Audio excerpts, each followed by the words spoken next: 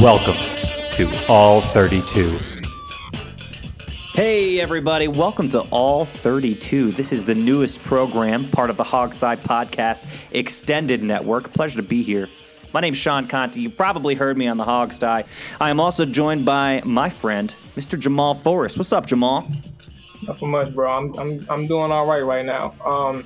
Just a pleasure to be here with you and, to get this All-32 thing started. So, All-32 show started. So, I'm new to, the Hog Sty. I'm pretty sure your guests, your listeners has heard me on the Green Bay preview. So, That's right. I'm just ready to, get started and get working with this team.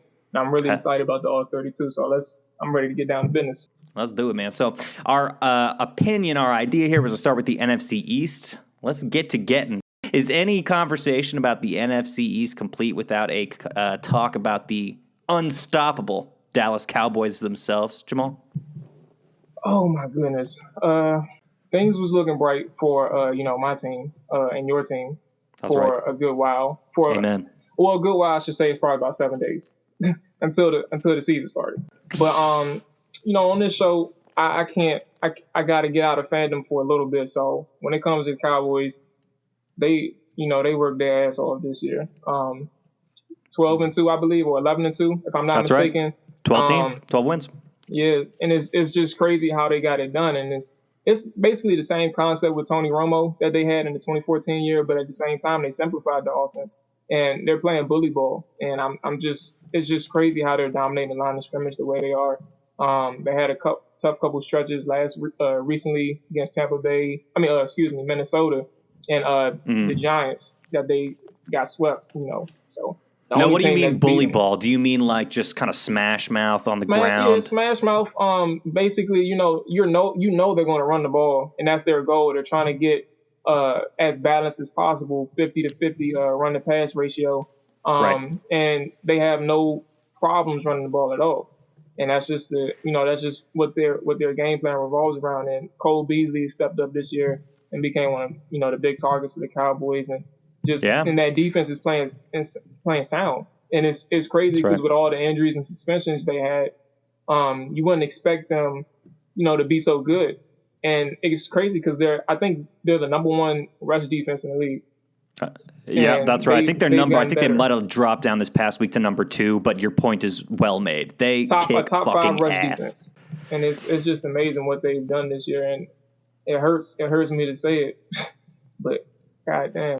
They're also number 5 in total offense. I mean, that's crazy. And are you as blown away that this is all in the strength of Ezekiel Elliott and Dak Prescott as I am? Yeah, but not necessarily on their abilities. Like for me, when they drafted both those guys, I figured down the line in a couple years after Romo. This was before Romo got hurt, so after Romo was done, Zeke and Dak I thought was going to be a problem. But it turns out with the injury, Dak had to get in there early, and they've been on it since the season started. Obviously, they started out with a loss, but they racked up 11 straight, and it's been incredible. And I'm impressed because I thought they was going to hit a rookie wall, and it seemed like they was going to hit it when they went to Minnesota. So they broke through it. I don't even think they really ran into any type of struggles. So, and that's just thing that's just surprised me, and I'm just impressed by them too. God, yeah. Crazy. So, level with me, dude. Are they hitting the Super Bowl? Are the Dallas Cowboys about to play in the fucking Super Bowl? You know what's crazy? I had this stat. It was the 2011 New England Patriots, where they had a really good offense. I believe top 10 offense, and they made the Super Bowl with the 31st ranked defense against the New York Giants. Yeah, and wonder, there you go. It just brings into the fact that, it's capable, because I really don't trust their defense. They lack talent, but at the same time, they play disciplined. Coaches have, coached their asses off out in Dallas, unlike, some team in, the DMV. but don't know it's just crazy what they're doing out there. And I'm just impressed. And it's like they have a good reason or a good, they have a foundation, and it makes you believe that it's possible for them to make it to the Super Bowl, especially in this year where the NFC is wide open. The only competition that they have is Seattle. Yeah, and they're sitting Atlanta, like 2-3 games behind or something, right? Yeah. Actually, I take that back. I'm sorry. Not just Seattle. I'm sorry. The Giants swept them. So obviously, if they face each other in the playoffs, that's going to be an issue as well. But it's possible that they can get to the Super Bowl. I don't see them coming out, just because Dak is a rookie. Right. And it's going to take a lot for him to overcome two playoff games. I'm pretty sure they're going to get a bye week. 2 playoff games to get to the Super Bowl. So it'll definitely be a hell of a year for them and their damn annoying fans. I wasn't gonna say it, but I'm glad you did. But Dallas what do fans you suck. feel, man? What do you feel about these guys? Yeah, I mean, they freak me out. I mean, that's what I feel about them. It kind of makes me really sad because I remember, 2012 wasn't that long ago. We had 2 rookies that were blowing the league up. They were both on fire, leading the league practically in rushing and, in the quarterback position. Yes. So it's sad to see Dallas kind of do a flipperoo there. But I've got to give them credit. They controlled their game against us, this most recent one. Yes. They're a good team, and they're doing that with some injuries. Yeah, so Lyle, I think, is out for the season. Lyle Collins. He got hurt early on, and Leary came in and is doing a heck of a job. Yeah, I mean, it's just, there's just kind of been no stopping them. It makes me shudder to think. If we were to say that in front of Steve Thomas, our intrepid colleague over at the Hog Sty podcast, if we were to say that to him, he would absolutely shit a brick because he, he's the kind of guy who always doesn't capitalize. On this first show, so. We can say whatever we want. Yeah, you're goddamn right we can. And what we're going to say is fuck Dallas. I don't know. I guess the kind of, the full story there is they're one of the best teams in the NFL at large right now. I mean, I think Absolutely. it's them and New England have 12 wins. So they are a really, they're a top team. I got to give them credit. Stepping outside of fandom, you just got to be real with it. Cowboys doing a hell of a job this year. Yeah, so, I mean, we'll keep our eyes on that. I'll be praying for them to lose every single week. They'll be 4-12 next year. There you go. God, I hope so. Let's talk about New York and let's talk about Philly. I'll tell you something about New York. What's up? That's an interesting team for you.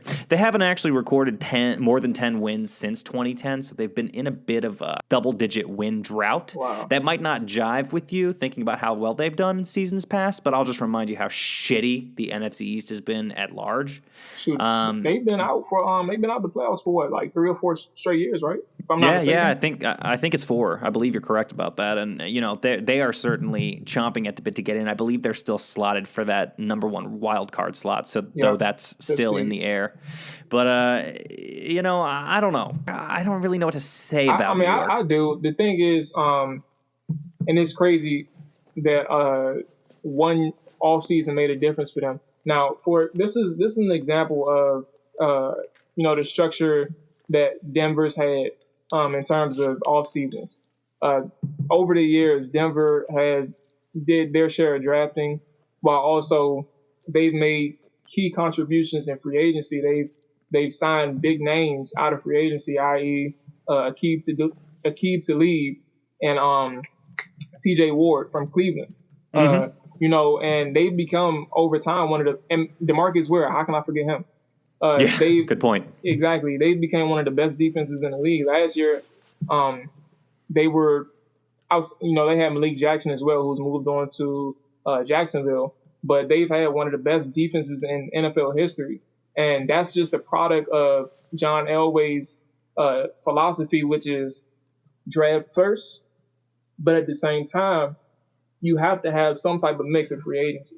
And they weren't afraid to spend on defense. And the Giants had a similar philosophy in terms of the 2016 offseason.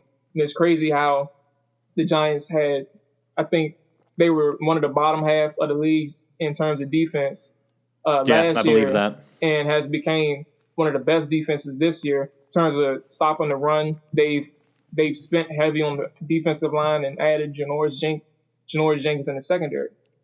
So it's just what they've done. It's incredible defensively, and for Redskins fans, it gives them hope with the money that we have coming in that it is possible to fix this defense. It's not the end of the world what's going on right now, but the Giants have done a hell of a job to turn that defense around, and they've been the side of the ball that's been winning games for them. You would have thought Odell and Eli Manning and Victor Cruz would have been doing the dirty work, but it's been the defense. Landon Collins has been a dog. I think he's leading the league in interceptions, if I'm not mistaken. So it's just he's doing that. They're doing a hell of a job defensively, and that's didn't exactly he say, by the way, games. when he was coming out for the draft, didn't he say he wanted to play for Washington? Oh my goodness! Yes. You sound like you're familiar with this story, Jamal. Yes, I think he did say that, and we all know who his favorite player is. We know why he wears the number 21. That's right. God bless his soul. Yes, rest in peace. It's just it's unfortunate, but at the same time, I'm happy where we are in terms of progress. But credit to not credit, but shout out to Landon Collins for doing a hell of a job. He's handling his business. I wish we had him, but we can't dwell on that. But they doing a hell of a job out in New York. Yeah, no shit. And actually, that might be a really good segue to talk a little bit about Washington. We won't beat you over the head with Redskins stuff because we have an entire podcast dedicated to that. Absolutely. But I think the point that you're making, Jamal, is that New York and Denver might offer a blueprint here for fixing the defense. Yeah. It's like, all right, if I'm not, I did some research maybe a day or two ago where we should be having about roughly around 68 million. I could find the source. Yeah, I could find the source later, but around 68 million in cap space come, the off season. So, we have to spend this money, and there's going to be a load of free agents coming out. I'm not going to tell anybody to look towards Eric Berry, and big name guys like that, because the odds are they're going back to their teams. But you have some people where, the money is invested in their positions, and they're just going to have to test the free agency market, and we can pay for these guys because we have that money. So we have a lot of needs, specifically on the defense line, front seven, and safety. Right. Where it's going to have to, we're going to have to spend money and draft well. Like this 2016 draft class, I know people don't like to hear it. Not necessarily deep at the positions we need. Yeah, and they haven't really contributed at all. Like, Sua Kravis has played, but he hasn't been that difference maker. Like, he's still a rookie. We know that he's still a rookie when he steps on the field. We can see his energy. He's shown flashes, but nothing consistent. He's shown his flashes. We've seen his energy on the field, but he hasn't been a difference maker. Kendall Fuller has had his struggles, and we talked about that on the Green Bay preview, and it's continued since. So it's a lot of reasons to be optimistic about the future, but just know that we will have opportunities to improve this defense with signing Kirk Cousins to a contract extension. That shouldn't be an argument for anybody. We'll have enough. We'll have enough to do whatever we want. Yeah, I feel the same way. I don't know anyone who's really pushing for an offensive position, major acquisition in this offseason. Everybody's talking about defensive line. I mean, really, it's every tier of the defense, I feel like, on the Redskins needs improvement. By the way, for the context of you listening at home, if you're not a Redskins fan, we'll just tell you, Redskins really hurt themselves last week with a loss in terms of playoff chances. They're going to need some help to get there, though it's not technically mathematically out of the equation. No. But we're just talking about, the big deficiency on Washington this year has been totally 100% the defense. The offense has, number 3 in the league, done more than enough to win games, but the defense gives up huge point totals. So I believe, I really feel like it's every tier of the defense that needs help. We need a difference. We need another really good pass rusher on the defensive line. We need some linebacker help, and it can't just be speed. Totally, dude. That's the thing that kills. Is like, for example, it's Tuesday the 20th. Just yesterday, Monday Night Football. Jonathan Stewart. I tweeted it. Jonathan Stewart was looking like Bo Jackson, and he is not fast. He's not that fast My man, anymore. Bo Jackson. And he was running around, lowering his shoulder, running over defenders. He ran over Chris Baker on one play where it was just flat out embarrassing, and he was outrunning people on cutbacks. So it was just ridiculous how slow and just it seemed just like they were unathletic. Like, that's just what it seemed. And I know they're athletes, but they lack quickness, they lack speed, and this is something that needs to be addressed in the front seven and in the safety position, because Dante Whitner has embarrassed himself one too many times. And I think he needs to, start filing them retirement papers. Yeah, I mean, your point is well made, because it can't just, if it's one guy back there, even if he's a world beater, it can't just be one. It can't be him alone in the backfield. If the opposing offense's game plan can simply be throw away from that guy, your defense isn't really going to work. So I think that's the story with Washington. They need to bolster, every tier of the defense, essentially with a top guy, not a top guy, a competent guy, because we've got huge deficiencies at each tier. Absolutely. So I mean, I think that's the coaches they're not excluded, because we all know, Barry has had his good streaks, but don't even say that streaks, name. Oh my Fuck goodness. that dude.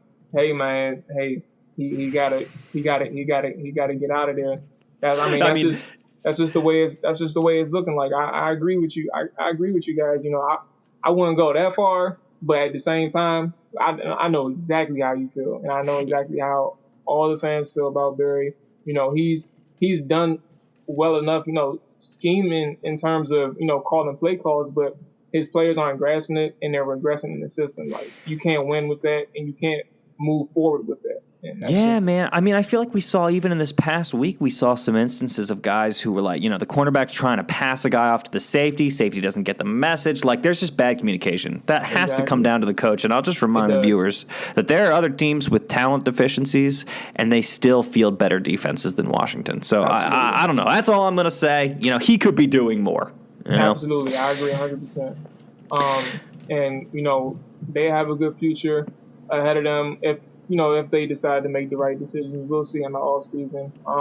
There's still a playoff race ahead, so I guess we won't dwell on that. But I have another team that is going to be looking good come future. I wouldn't say necessarily just next year, but, Philly has a good future ahead of them. Do they? Because I wanted to ask you about that. I wanted to ask you about that. So you see the good things on the horizon? See, and here's the thing. This is the one thing that excites me about all the teams in the NFC East. It's the fact that this division is going to be one of the best divisions in the NFL. It's the fact that the Giants are winning, the Cowboys are winning. Philly has a quarterback that knows how to win. Did you see the game last week against the Ravens, or did you happen to catch some of it, the highlights? I didn't see Wentz in Baltimore. No, did he have a good game? I didn't see the whole game entirely, but for Wentz, I did definitely catch his last drive where he led them down there to tie the game up. And they lost by one, trying to go for the game winner, the game winning 2-point conversion. But he led them down there in the last seconds after trailing multiple times in that game. So it's just the things that he's done throughout the season. Even though he's struggled, yes, he's the one rookie in this division who's hit that rookie wall. But at the same time, you can see in him, he's a gamer. He knows how to play. He knows how to win. But when you get a surrounding cast that can help him win as well, and the receivers who knows how to catch a damn pass, dude, they've got no receivers on that team. They don't. And I believe that they've made the right moves already in this offseason, trading away some players, getting a first-round pick for Sam Bradford. These are just things that's worked well in their favor. Wow on that, by the way. Wow on that. Yeah. That's crazy. But, the funny thing is trading Bradford did numbers for them. Because Bradford was not going to take them anywhere. And they put Wentz in the fire immediately. And he's had time to respond and learn, get better as the season went on. And then with another offseason under the helm as the starter. Yeah, that's an interesting thing that you bring up about Wentz. I don't necessarily know what to think about Wentz, dude, because he, first of all, the first 3-4 weeks or whatever, he was playing lights out. I mean, he was the man. Yeah. But they've got serious talent problems on that team. Like we just said, they've really got no receivers. Zach Ertz is one of their tight ends. He hasn't been necessarily as great as he was in his first season when, he showed so much promise. Their defense is sort of average in every facet of the game, but that's the defense. I guess we'll stick with offense. But average overall because, they have to play road games too. So, yes. Great Exactly. at home, but average overall. But I guess what you're saying is you think Wentz is that guy that with a better supporting cast, he might actually be, one of the, maybe not top 5 guys, but maybe top half? Not top 5, but definitely top half. It's just the tools that he has, like his playmaking skills, his ability to manipulate a pocket. Sometimes, he does make those dumb mistakes where he actually sometimes spins into defenders. Like he does a little bit too much. But he's like a magnet for sacks, dude. Right, and that's the thing that kills him sometimes. But at the same time, Lane Johnson's been out for a while. He's had those issues. But Lane Johnson comes back this week, if I'm not mistaken. So it's just the things that he's been doing in terms of individual skill. Like you can see him. He's a good passer. Yeah. Sometimes he does get confused through coverages, but that's just going to happen as a rookie. Everybody's not like they don't have the fortunate situation like Dak does. He's in a different situation, so he's going to have to do more than what Dak is doing. That's such a good point to make. Yeah, so it's just fun to think about the NFC East because everybody is in a position where, in my opinion, everybody's in a position where if you're in 4th place in the NFC, you probably still finish 8-8. Right. Yeah. No, that's a really great point. And that's just how I see this division shaping up for the future. Yeah, no, it's an interesting that's really interesting. Looking at the numbers here at the NFC conference standings, and maybe this is a good segue into the NFC conference at large. But believe it or not, the 2 best teams essentially in the NFC entirely are in the NFC East. That's the Cowboys and the Giants. That's the only 2 teams in the entire NFC with double-digit wins. Giants sitting there with 10, Cowboys with 12. So I think your point actually is excellently made. Cowboys and Giants are at the sort of the top of their game. They're trending upwards. Redskins, considering historically, I would say they're trending upwards, even though the defense, sucks. Major donkey dick. I'm gonna put it out there. They suck donkey dick, dude. We're a couple steps behind, man. I like I said, again, I wouldn't go that far, but I completely You're gonna be more 100% fair. feel your struggles, man. It is goddamn. It's awful that we had to watch this all year. I'm just so glad that for 3 or 4 weeks earlier in the year, we didn't have to experience what we're experiencing right now. They had a stretch where they didn't give up second half points. So that was fun while it lasted. But oh my goodness. At least we had a break from this misery. And to the final thing, I mean, the Eagles, even though they're sitting at 5-9, and though they have lost, kind of a big streak there in a row, I think your point is well made too with them. There's some definite signs to be hopeful for, especially at that quarterback position. So it's fun, man, thinking about the NFC East. Yeah, no, it's crazy. I actually didn't think about that, especially since the last few years people have talking about like the NFC, the NFC least. Yeah. Exactly. Maybe that's maybe we've shed that stigma.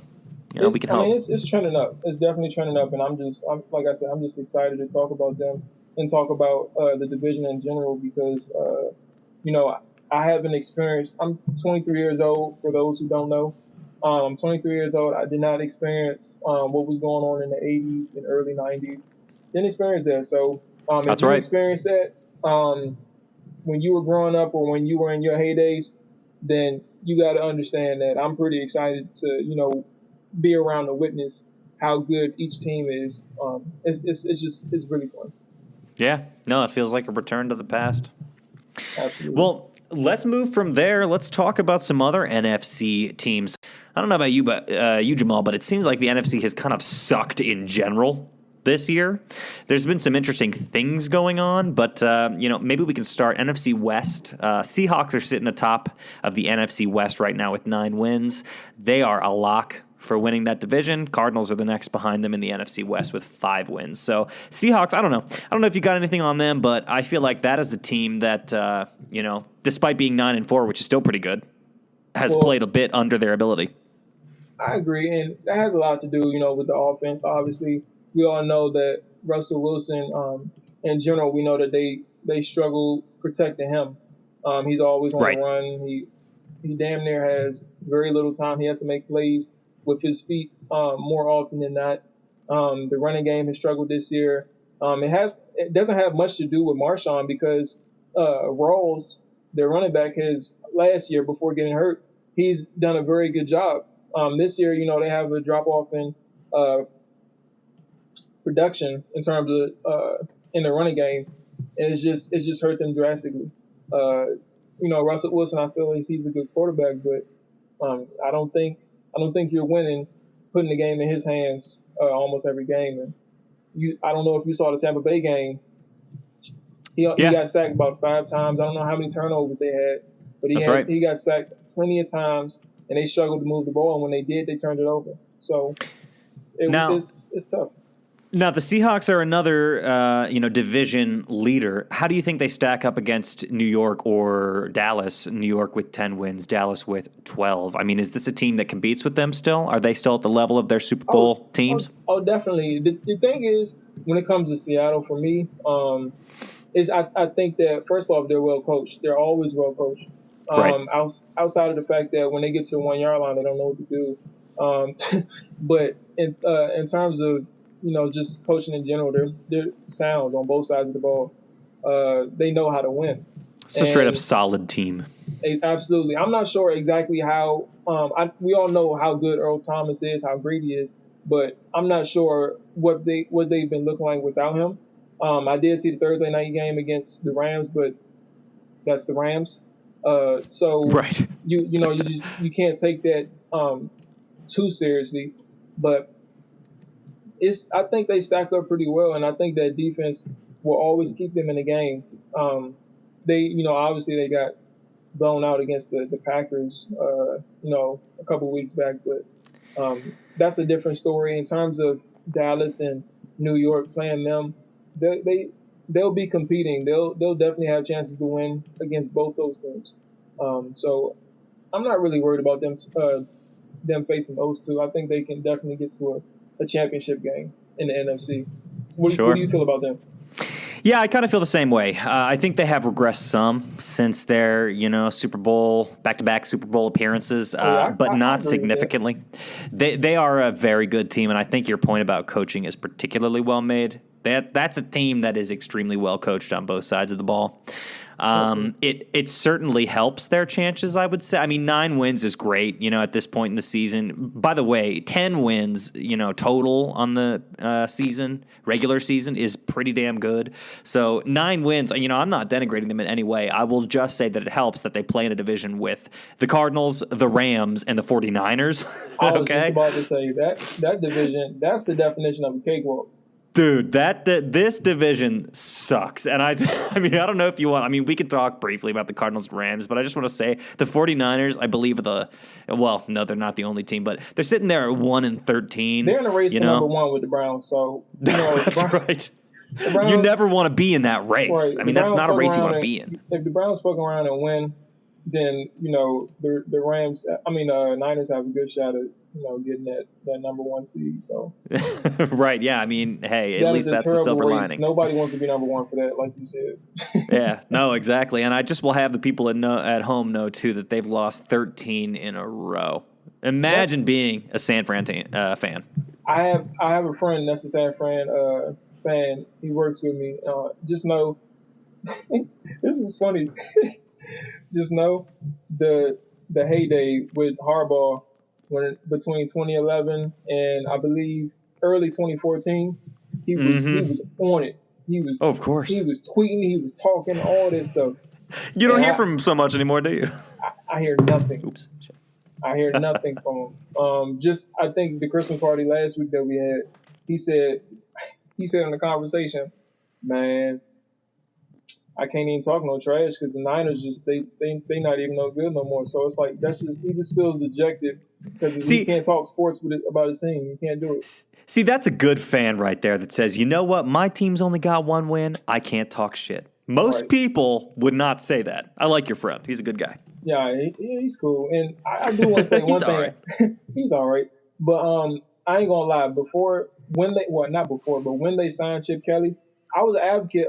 I really like the hire because I think that a fresh start would have helped him, especially if he had to give up control of general manager duties. Yeah, no player personnel decisions. Right. That's right. He had to agree with that when he signed on to San Fran. But I think the thing that's hurting them is the fact that they've lost. You said 13 in a row, right? Yeah, that's a morale killer. Right, and that can hurt any type of chance that you have at a second season. And that's the same way I felt.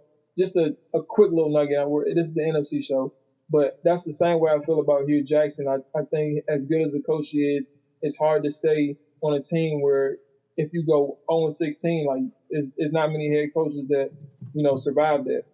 Right. In terms of it just looks so ugly on paper, dude. Exactly. That's a stain on your resume. So when you talk about Chip Kelly, who's lost 13 straight in his first year, it's kind of easy for a general manager or owner to say he's not the one. Even though their personnel is weak, it's easy to make an argument that he's not the one. And he may just be a college guru, may not be cut out for the NFL, but we'll see. Hey, you know what? I mean, it's hard for me to say. If he gets fired from the 49ers, you think he gets another job?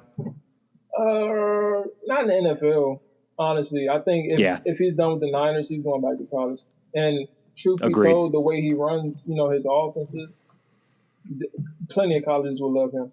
It's better for college anyway. I agree completely. Absolutely. Well, that's the NFC West. Again, that's Seahawks sitting at the top there. Cardinals 4 games behind than the lowly LA Rams and the pathetic 49ers. Let's talk really quickly about the NFC North. I know we have other sweet stories to talk about, but I mean, we've got so much content to talk about this week. It's crazy. NFC North is kind of an interesting thing right now. So the NFC North, for just quickly for you listeners, that's the Lions, the Packers, the Vikings, and the Bears in that order. Lions are sitting atop for now, but the Packers. Okay, the Packers are a team that started. Yeah, I mean, what's the deal with the Packers, dude? They started 4-6, then they won 4 in a row. Ty Montgomery, Green Bay's running back, has certainly helped them out a large deal. They've got 2 remaining games. That's big news for the NFC North, and one of those is against Detroit, I believe. So, I mean, this is an interesting situation that's sort of developing in the NFC North. The Packers, they've won 4 in a row. Are they... You tell me, Jamal, are they the team that we've seen in the second half of the season, or are they actually the team that we saw in the first half of the season? Truth be told, they're what we're seeing right now in that 4-game win streak. This is exactly. I think so too. Yeah, this is exactly what this team is. They've had their struggles throughout the season. They just couldn't get a grip defensively with all those injuries. The Skins torched them when they played. Aaron Rodgers has been Aaron Rodgers, but at the same time, I will admit, early on in the season, he's caught fire now, but early on in the season, I will stick with him. Haven't changed, but he wasn't the same guy that he was years past.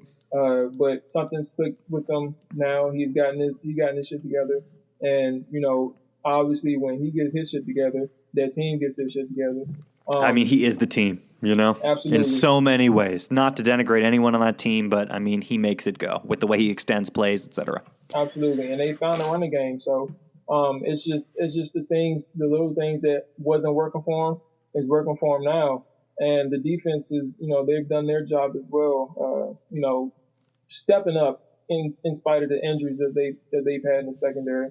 And it's just everything's clicking for him. And the thing is, I had Detroit as my surprise team in the NFL. One of my surprise teams. The other one was Dallas, obviously, in the NFC. But it doesn't bode well for Detroit, because at the moment you got a hot team and Green Bay going to your home in Week 17 for possibly the division championship, and you just took a big loss against the New York Giants. Yeah, and now that you gotta hurt play big Dallas time on Monday night. That's right. The schedule this is an uphill climb for Detroit for sure. Absolutely, but if they get a win, obviously that's pretty good for them. But it's just not looking good right now. Even though they are my surprise team, they 8 out of their 9 wins has been fourth quarter comebacks and game winning drives. Damn, that's a good call out. And that's my main reason. That's my main reason for them being a surprise team. You don't expect them to win that much, but it's crazy how far Matt Stafford has gotten them. And it's all been on the arm of Matt Stafford. That defense has stepped up. Early on, they weren't that good. The Redskins. We keep going back to the Redskins, but it's just a local team that we know that moved the ball up and down the field on them. The issue was the turnovers. So since that period, they've gotten better defensively. I think they're top 10 in points or top 10 in yards and 15th in points. So they've been on their grind defensively, and they've been working hard.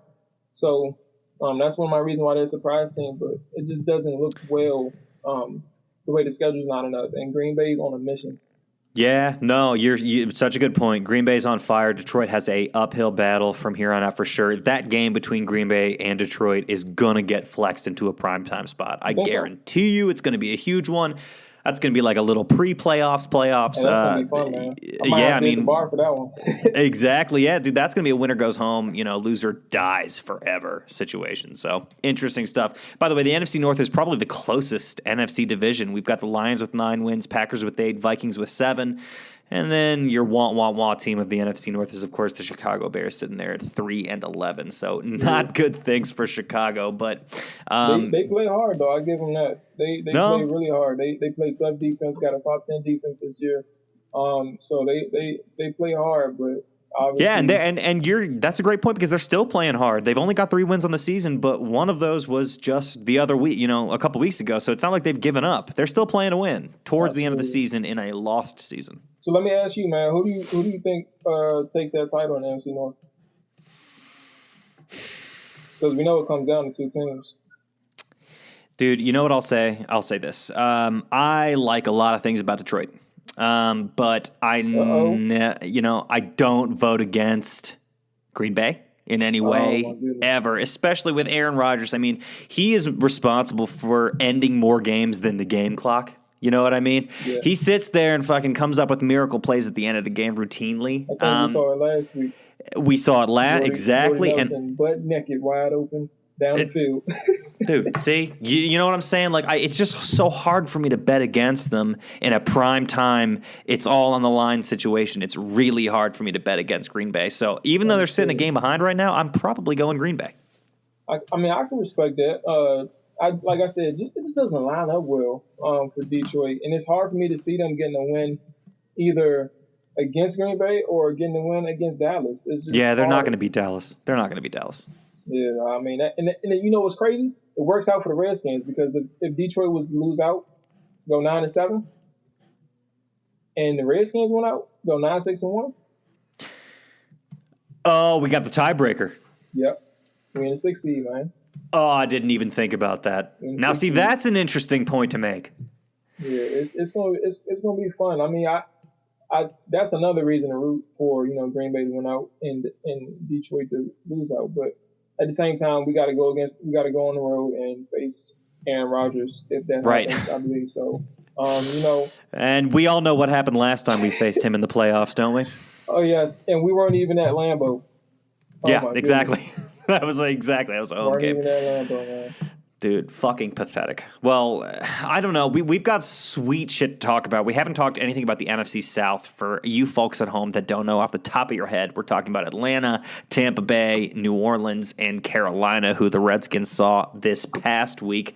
Should not have handed them that win, but we, of course, did. So they are now tied with the Saints at 6-8 on the season. I don't know. What's your take on the Falcons?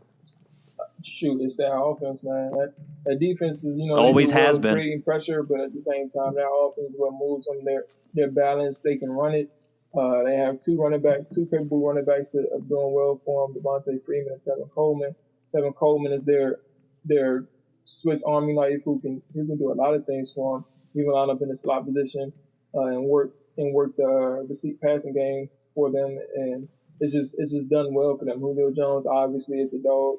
And Matt Ryan, who's having an MVP type season, like he's been one of the top quarterbacks through the season. He's top 5 this season. He's a candidate for the MVP, and I wouldn't even discredit him. He's having a hell of a year. So I think that when it comes down to them with the Bucks, I think they obviously the Falcons will win out or essentially close out the division is what I should say, and get that division title down there, but. I think Tampa's on a mission as well. I'll probably talk about that a little bit later. Oh, yeah. I mean, not to discount anything that Jameis Winston has done for the Buccaneers. I mean, that is a team that I think has surprised a lot of people. They've been dog shit over the recent history, and they have definitely come alive. Atlanta's sitting there, though, with the number 2 offense in terms of total yards in the league. By the way, the number 1 offense in the league right now is also in the NFC South. That's the Saints, who are sitting at 6-8. How's that for a stat? So, yeah, I mean, Atlanta, let's not count them out. Yeah, I mean, Atlanta, Detroit, and Seattle, they are all division leaders. They're all sitting at 9 wins. They're all really, really good. Falcons, again, number 2 offense in the entire league. I mean, they are not someone to sleep on. I kind of feel bad for leaving them, for last year. Yeah, last year it was crazy. I cracked so many jokes because they started off 4-0 or 5-0 and just finished 8-8 or 7-9, I believe. 8-8. I think it's a weird year. It was a weird year, but I enjoyed it because all the Falcons fans that talked shit to me, and I was trying to tell them that they weren't good. Even though they beat us, they weren't good. My guy Ryan Grant slips down and they lose the game as we're driving to win it. So that's right. I'm trying to tell them Thanks, that they Ryan. weren't good. I had my fun last year, but this year they on a different level, and that man Dan Quinn is doing a heck of a job. And eventually, when they get that defense right, they'll be pretty solid down there. Yeah, that'll be the day. Then Atlanta and Washington. Question for you: are the Buccaneers? What's your biggest surprise of the NFC this year? Are the Buccaneers up there? Are the Panthers in the opposite direction up there with your biggest surprise? I guess we can call that more of a disappointment. I think one of my disappointments has been the Cardinals, and one of the reasons is simply the weapons that they have on offense has underperformed mightily. They even cut Michael Floyd, I think last week. So it's just, and that's one of their former first round picks. It's just a lot of people are pushing for the Redskins to look at him. By the way, I want to ask you if you think that's a good idea. It can be, but it just depends on what New England does with him because he's facing New England claimed him off waivers. So he's with New England right now, but from what I hear, and I will have to double check on this, but he may be facing a suspension due to the DUI, right? Yeah, the DUI he has. So it just depends. Like I think we can use him, but it all depends on what's going on with Pierre Garçon and Deshaun Jackson. So it just all depends on that, and we'll see what it looks like. But well, I mean, I just say that's an interesting point because Pierre Garçon and Deshaun Jackson both are probably going to cost a bit of money. This might be a cheaper way to get some, high productivity out of that position without breaking the bank. That's just what I would say.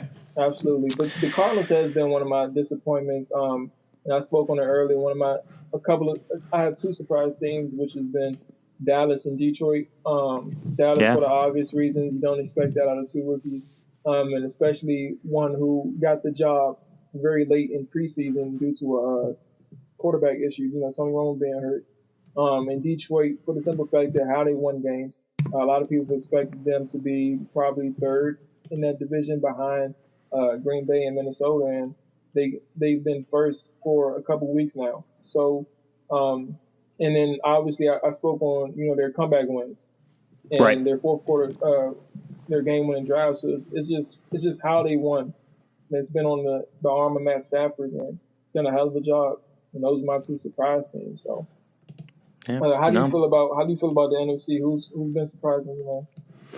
Well, you know what? I would not necessarily disagree with you on Dallas. I definitely was one of those people who expected them to regress with the announcement that Tony Romo wasn't healthy enough to play. I definitely did not expect them to jump up to be the number 1 team in the NFC, let alone arguably the number 1 team in the entire NFL. Again, it's only the New England Patriots of the AFC that also have 12 wins. So that is a huge surprise. They've also done this with some injuries on their team. So I think, I'm not a big Jason Garrett believer, but the stats don't lie, in some ways. And I think Dallas is a great example of that. They have been a huge surprise. Other than that, who surprised me? God, I don't know, dude. Anytime a team only wins once, that surprises me. I'm sorry, San Francisco, but what did you expect with Chip? Let alone 13 straight losses. So I understand where you're coming from. I mean, that's brutal, it's just totally brutal. I understand what you're saying about there's some good things that make sense about Chip's hire, but yeah, I mean, he didn't have the strongest resume in terms of the NFL, and this just proves it. That surprises me a bit. One win, Besides that, I also wasn't a huge Jameis Winston believer. I think he's actually played incredibly well this year. That's another surprise. I don't know if I'll say Tampa in general is a surprise sitting there at 8-6, but they've done some surprising things. Disappointments. I might say Carolina has been a disappointment. I'm pretty surprised with how they've been going. Cam Newton gets penalized a ton. I'll talk about that in a minute. They're sitting there at 6-8. Yeah. I don't think they necessarily should have even won last week. I think you can thank, Joe Barry for that. They should still be sitting there at 5 wins. So, that's another surprise, a disappointment, I should say. I can agree with Carolina, but the one little nugget I'd say it's just the loss that they've had. It's been against good teams, essentially. Outside of the Saints, who, they hold the number one offense. That's right. Who lit their ass up. It's just, they've had a lot of tough losses. So they've played tough all year. And I do think that it's just been a bad year, especially in that secondary who's gotten off to a bad start. Well, yeah, let's remember they dropped a pretty substantial secondary player this offseason. I don't know what his name is. I think. Yeah, I can't remember that guy. I think he landed in a good spot. I'm pretty sure he did. But Carolina I agree. It's been a disappointment. You don't expect them to get off to such a slow start and hurt their playoff seasons. Their playoff chances. Sorry. So it's been bad for them guys, man. But honestly, I think they're not idiots. They know next time they run into a situation like this, they're going to pay up. They're not letting their best players go anymore because that shit hurt them. They might have learned their lesson on that. Absolutely. So I agree with that. All right. Well, we have so much goddamn content this week. We got to jam pack it in. So, Jamal, if you are conducive to it, maybe we should talk about some other stories around the league. Yeah, man. You want to do that? Final Four. You want to take us with our first story? Should I take us with our first story? What do you want to do? Yeah, I'll knock my first one out. So I was over I think in late November, there was a story about a Bills tackle named Santrell Henderson, who was suspended 10 games for weed use. Absolutely. And I was so pissed. And a lot of people was pissed, but we got to understand rules are rules. But the thing is, he was using it to treat Crohn's disease, to help cope with that. And I feel like the NFL, if they want to keep it illegal, at least consider making exceptions for medical use. And that's the thing that's been killing me because I have Crohn's disease too, and it deals with your intestines, and it's a very serious thing if it's not treated well.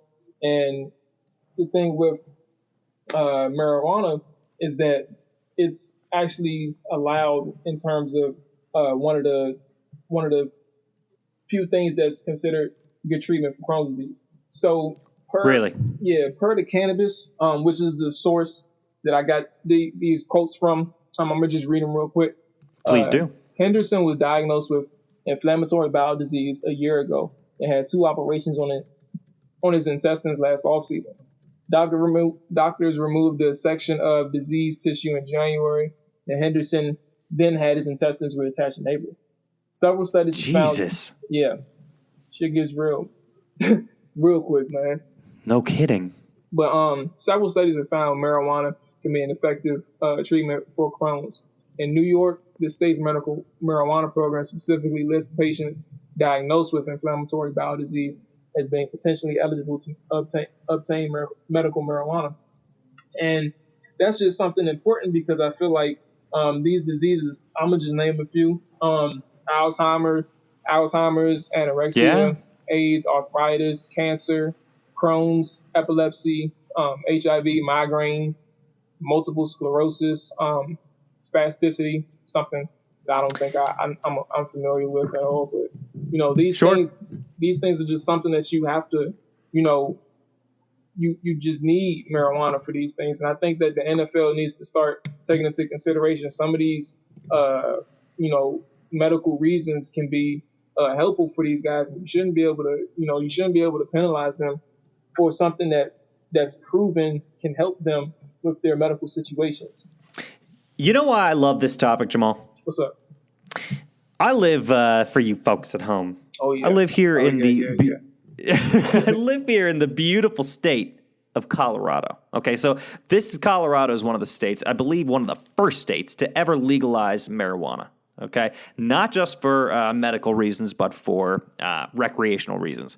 Now, I can just tell you, to your point, Jamal, that you're making about marijuana and cannabis's utility to treating all of these diseases here in Colorado. There's a ton of science, a ton of data, and a ton of effort that goes into proving these things.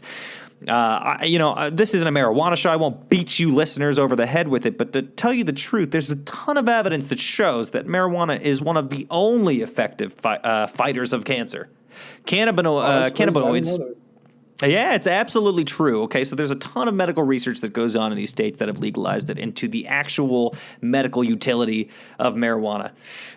So I just wanted to say that, this isn't hocus pocus nonsense that he's talking about here. I mean, this stuff really is real and it helps. Now, what I love about this topic, too, is that it brings an interesting philosophical question into mind. So, Jamal, I'll ask you, if you're the NFL, okay, you're dealing with a substance that's illegal in some states, but it's legal in other states.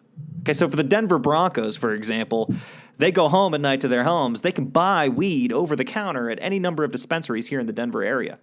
Should they be penalized for doing something that's legal in the state that they are a team in? I think that's part of the question, that you're bringing up.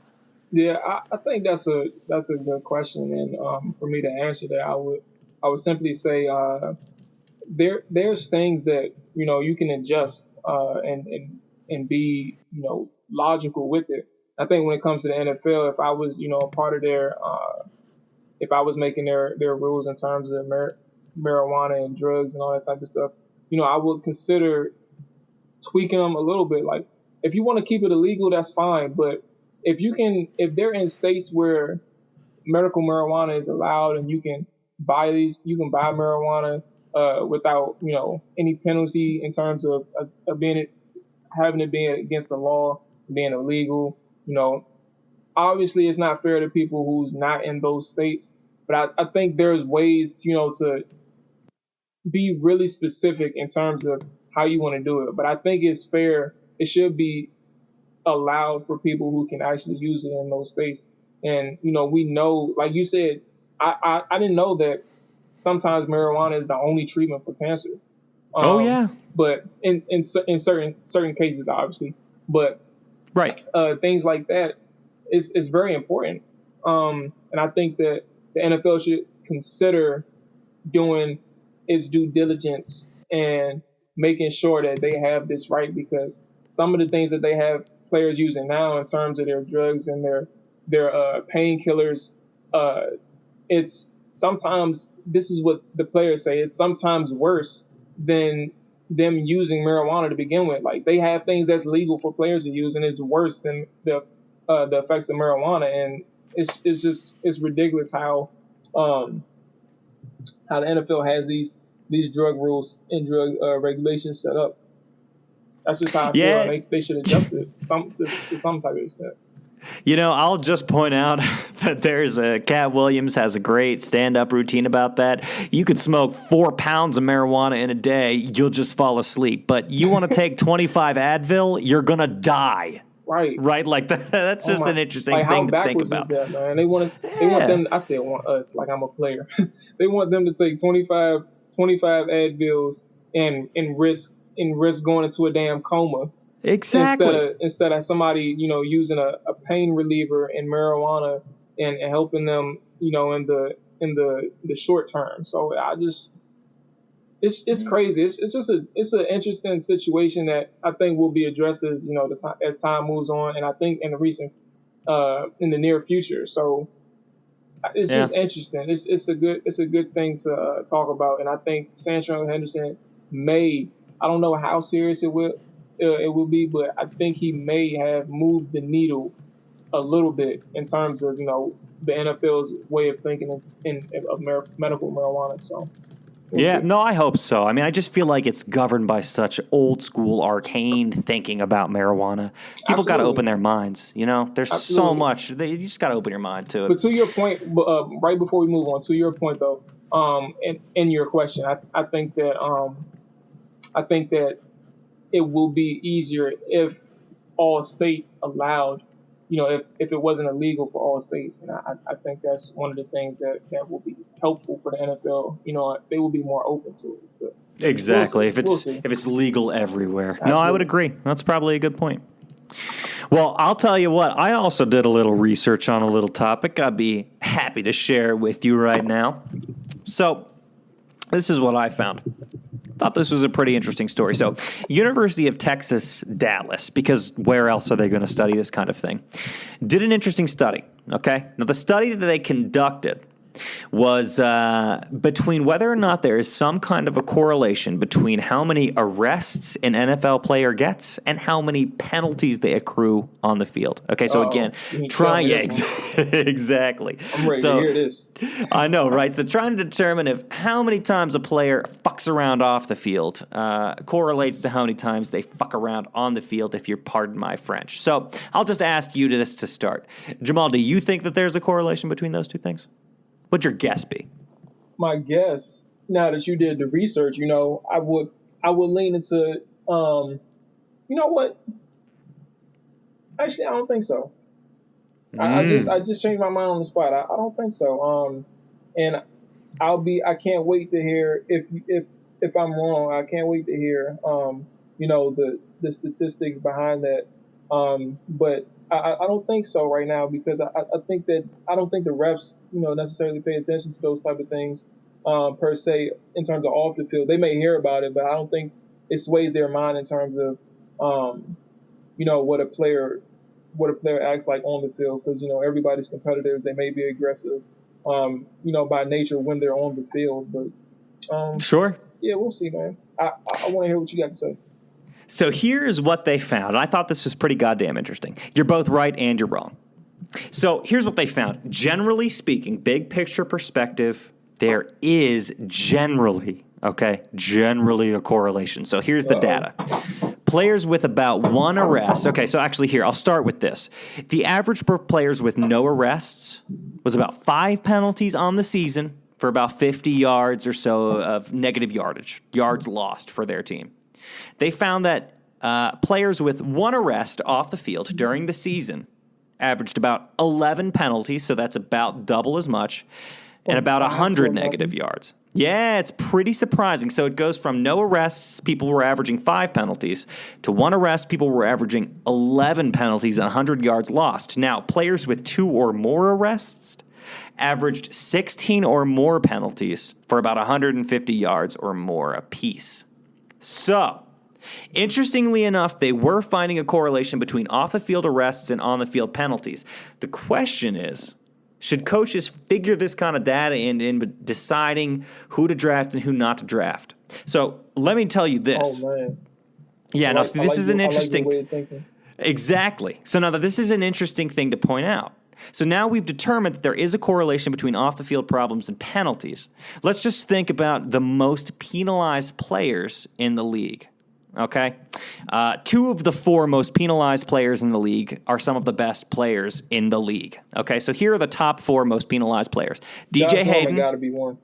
He is, exactly. You see, you're so smart. Okay, so DJ Hayden from Oakland, he's a cornerback. He is the most penalized player in the league, no arrests. Okay, so he has not been arrested. Donovan Smith from Tampa, he's a tackle. Also no arrest. He's the 2nd most penalized player in the league. But Josh Norman, 3rd most penalized player in the league, right? He has been arrested. Greg Robinson from the LA Rams, he's also a tackle. He is the 4th most penalized player in the league, and he also has been arrested. Wow. So, just in the top 4, half of them have had problems with the law, quote unquote. But interestingly, Josh Norman, I don't think anyone would look at Josh Norman and say that's like a criminal. Yeah, he had a run-in with the law. Yeah, so with that, with that data, wouldn't you think that it just depends on the severity, like the severity of the arrest may, dictate the numbers or something like that? Do you understand what I'm trying to ask? Like, I do indeed, okay.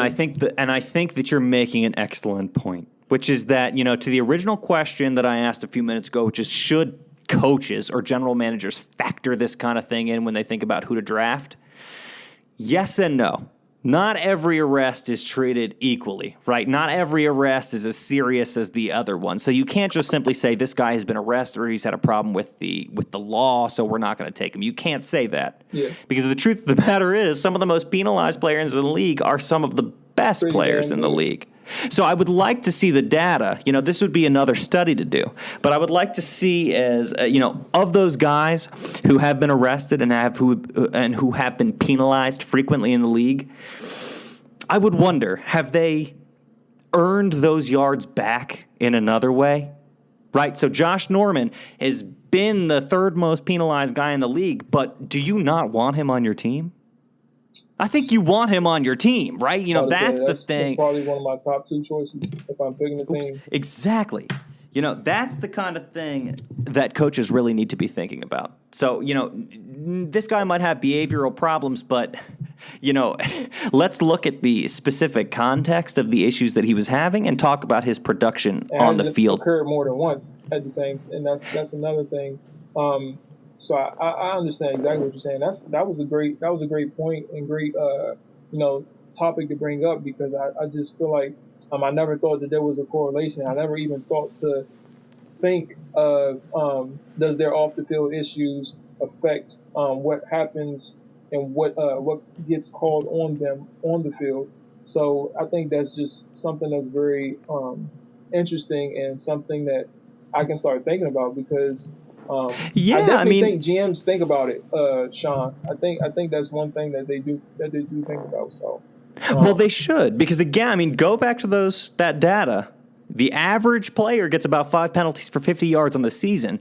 With one arrest, that doubles and goes up 100 yards. The question you got to ask is that player gonna make those yards up in another way? And also, should we as a league look past their misgivings, their issues? Now, I'll just say, in the context of all of this, a couple years ago, the NFL made, kind of a big splash by hiring, I think her name was Lisa Friel. She became the vice president of investigations for the NFL. So they are trying to police this stuff a lot more closely, and it's just going to be interesting to see what happens. So that's pretty interesting, and I think when the Hog Sty gets to around draft time, I think that's something that we need to keep in the back pocket, just to see, just for fun's sake. I think that it's something we should keep in the back pocket. It'll be pretty fun to understand, well, not understand, what's going on in their personal lives, but at the same time, I think that when you look at the arrest records or their history in terms of in trouble with the law, it may be something worth bringing up, and to see if this player's play on the field is worth signing or drafting when the offseason comes. Yeah, again, it's just one of those things the NFL has made clear they're trying to police more, and it's just going to be interesting to see what happens. What are you going to do if that top guy, who's the obvious number one pick in talent, has had some problems off the field in years past? He's fallen down the draft board, but we'll see. I got a good example, and I guess we can leave it off. We can leave it at this. But Tyrann Mathieu, who was a projected number one, first rounder, he gets in trouble one time with the law, and I think it had to do with marijuana. I'm not sure, but he gets in trouble one time, and his stock goes to the second round, and it's basically a steal for the Arizona Cardinals. Now, I was really hoping the Redskins got him. They passed on him because, Mike Shanahan is Mike Shanahan. But right. It's just amazing what has happened with Tyrann's career, and he's well worth the draft pick. No, totally. You can think of so many. If you think really hard, it's not too hard to realize that there's a ton of guys that have had those questions. Sometimes they've been totally worth it, more than worth it. Sometimes they haven't, so it's hard to say. Well, with that, ladies and gentlemen, we might just let you go. This was our maiden voyage on All-32.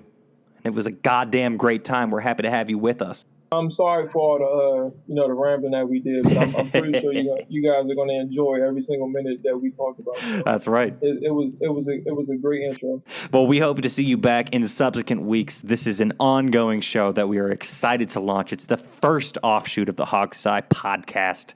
So stick with me and Jamal here because we've got awesome stuff in the future. We'll see you next time. Peace.